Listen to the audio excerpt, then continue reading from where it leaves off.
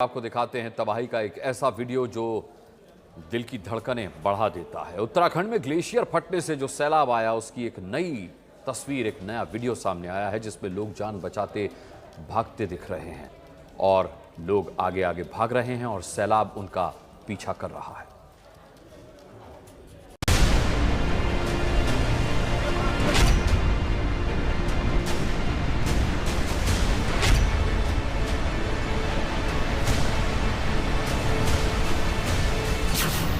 रविवार को जब उत्तराखंड में तबाही आई तो तस्वीर कैसी थी, उसे सबसे ताजा वीडियो से समझने की कोशिश कीजिए।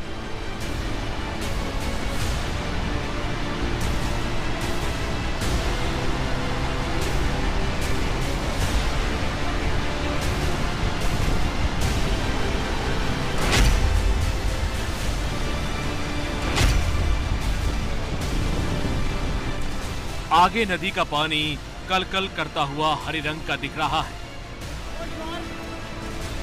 और पीछे से शोर मचाता हुआ मटमैला पानी उसे अपने रंग में रंग देता है।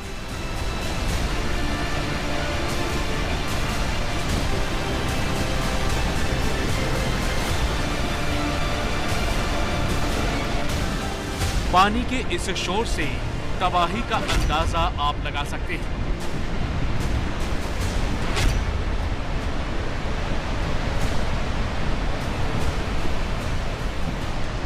ये तस्वीरें विष्णु प्रयाग की हैं, जो कि तपोवन एनटीपीसी प्रोजेक्ट से करीब 20 किलोमीटर ऊपर है।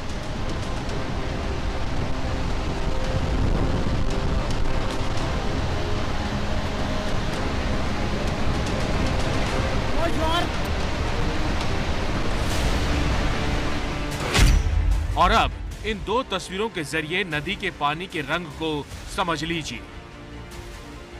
पहली तस्वीर विष्णु प्रयाग में रविवार से पहले की है और दूसरी तस्वीर रविवार के बाद की। ग्लेशियर के टूटने के बाद नदी के रास्ते तबाही नीचे तक आई और फिर आते आते रास्ते में इसने सब कुछ तहस नहस कर दिया।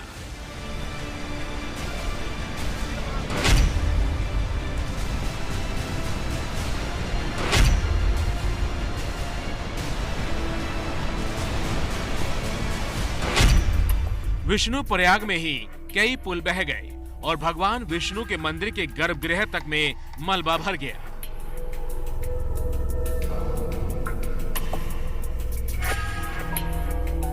ये तस्वीरें देख लीजिए, पानी उतर चुका है और मलबा बाकी है।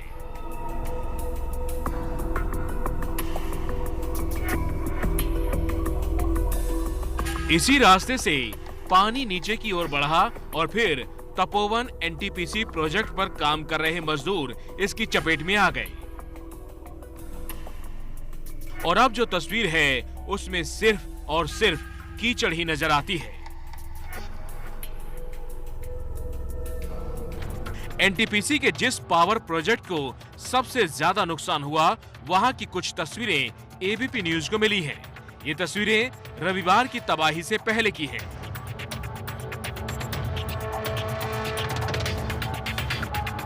इन तस्वीरों के जरिए आप समझ सकते हैं कि वहां कितना बड़ा काम चल रहा था।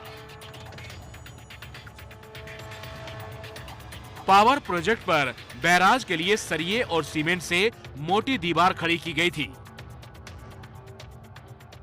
ये तस्वीरें बताने के लिए काफी हैं कि कुदरत की बर्बादी से पहले यहां किस तरह का काम हो रहा था।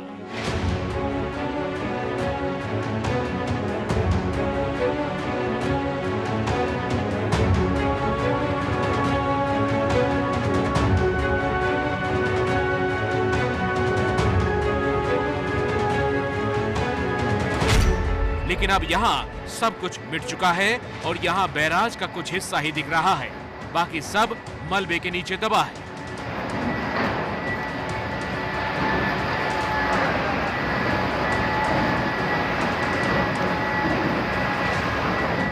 आकलन के मुताबिक करीब 1500 करोड़ का नुकसान सिर्फ इसी पावर प्रोजेक्ट को हुआ है।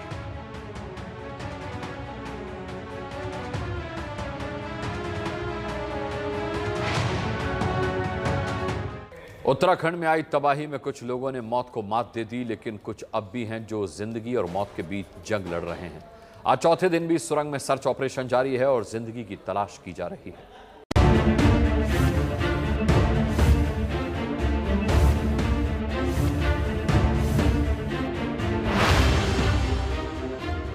तपोवन की जिस सुरंग में मजदूर फंसे हैं, उससे मलबा निकालने के लिए मशीन अंदर दाखिल हो रही है।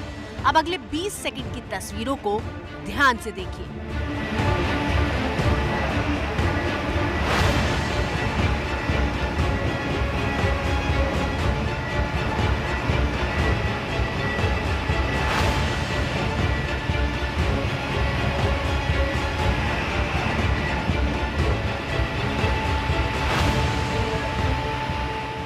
सेकंड बाद जेसीबी मशीन की रफ्तार पहले धीमी होती है और फिर एक पॉइंट पर आकर वो रुक जाती है। सामने मलबे का पहाड़ दिखाई दे रहा है और मलबे के इसी पहाड़ को पार करके 30 से ज्यादा जिंदगियों को बचाने की मुहिम चल रही है। आगे घुप अंधेरा है, सिवाय मलबे के और कुछ दिखाई नहीं दे रहा। मलबा कितना ज्यादा है, इसे आप इन दो तस्वीरों से समझिए। पहली तस्वीर में सुरंग का वो हिस्सा है जहां से मलबा साफ किया जा चुका है, लेकिन 80 मीटर बाद सुरंग की हालत ये है। मलबे के पार कुछ देख पाना भी नामुमकिन है। सबसे बड़ी मुश्किल ये है कि कल से अब तक सुरंग में आगे बढ़ पाना मुश्किल हो गया है, क्योंकि जितना मलबा निकाला जाता है उतना ही वहां आकर फिर से जमा हो जाता है। 110 मीटर तक की हो रखी है एंड जितना खोजा जा रहा है, जितना हम एक्सकवेट कर रहे हैं, उससे ज़्यादा मलबा वहाँ से आगे से आ रहा है। तो इसलिए आपको लग रहा होगा कि वर्टिकल डिस्टेंस मतलब हॉरिजॉन्टल डिस्टेंस कम ही है, पर वास्तविकता ये है कि जितना आप वहाँ पे उठा रहे हैं लोडर और एक्सकवेटर, उससे ज़्यादा मलबा वहीं पे आ रहा है। इसलिए आगे बढ़ने का डिस्टेंस उतना ही है, लेकिन हमें वर्टिकल डिस्टेंस काफ़ी मिला है। मतलब वर्टिकली हमारा जो मलबा था काफ़ी कम हो गया है। सो देखते हैं, आर्मी, ITBP, SDRF, NDRF सब लोग जो है कुछ प्लान कर रहे हैं। तो आप देख पा रहे हैं कंबाइंड टीम्स काम कर रहे हैं। किसी भी हाल में रेस्क्यू टीम को जल्द से जल्द 180 मीटर तक पहुंचना है और इसके लिए लगातार नए तरीकों को भी आजमाया जा रहा है। मंगलवार रात को ITBP, NDRF, SDRF की ज्वाइंट टीम सुरंग के अंदर पहुंची थी। ड्रोन कैमरा और तमाम मशीनों के जरिए सुरंग के अंदर दाखिल होने के दूसरे तरीकों की भी तलाश की गई, लेकिन जहां तक मलबा साफ हुआ है, ड्रोन कैमरे भी 10 मीटर के बाद उसके आगे नहीं जा पा रहे।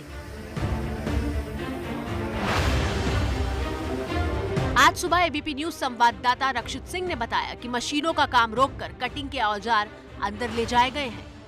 जो मलबा हटाने का काम था वो फिलहाल मशीनों के द्वारा रोका गया है, क्योंकि अब कटिंग के जो इक्विपमेंट्स हैं वो अंदर टनल में लेकर गए हैं आर्मी के पर्सनल, NDRF, SDRF के, और कुछ पाइप से जो रोड जो टनल ब्लॉकेज था उसको काटने की कोशिश जो है वो अब अंदर की जा रही है। और उसके बाद में एक बार फिर से जो तमाम मशीनें हैं वो मलबा हटाने का काम करेंगी और उम्मीद ऐसी जताई जा रही है कि 110 मीटर तक पहुंच चुके हैं। उसके बाद में मैनुअली अब अंदर घुसने की कोशिश है और इसी क्रम में, इसी कड़ी में जो तमाम पर्सनल्स हैं, चाहे वो इंडियन आर्मी के हों, NDRF हो, SDRF हो या ITBP के हो, सभी लोग यहाँ पर साइट पर तैनात हैं।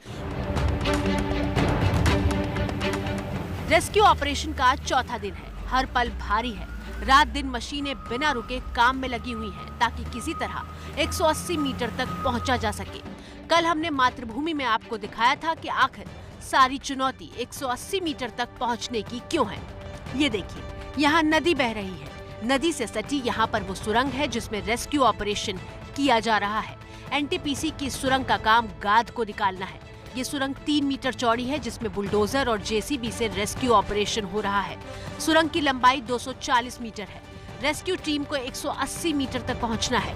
48 घंटे के ऑपरेशन के बाद 100 मीटर तक मलबा निकाला जा चुका है। कुछ फासला और तय करना है, लेकिन 180 का ही फासला इसलिए तय करना है क्योंकि यहाँ एक स्केप टनल है। 180 मीटर बाद इस सुरंग में यहाँ एक और सुरंग बनी हुई है। इस जगह पर 34 मजदूर काम कर रहे थे। माना जा रहा है कि जब अचानक सुरंग के भीतर पानी के साथ मलबा दाखिल हुआ होगा तो मजदूर इस स्केप सुरंग में दाखिल हो गए होंगे और यहीं तक पहुंचने की पूरी जद्दोजहद है।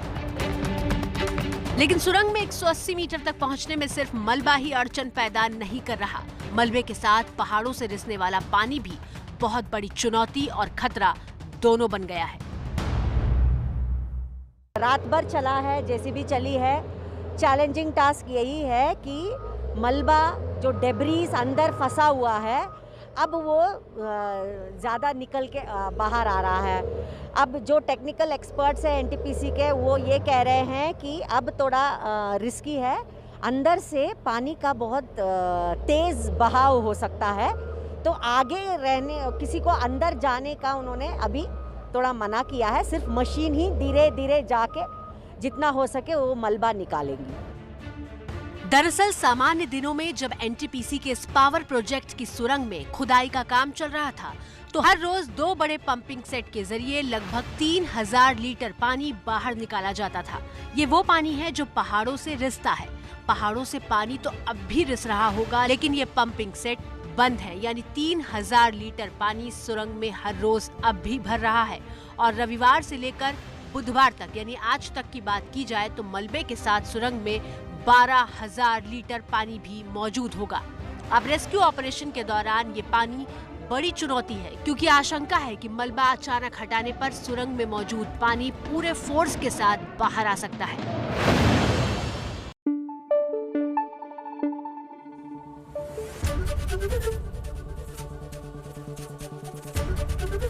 एबीपी न्यूज आपको रखे आगे।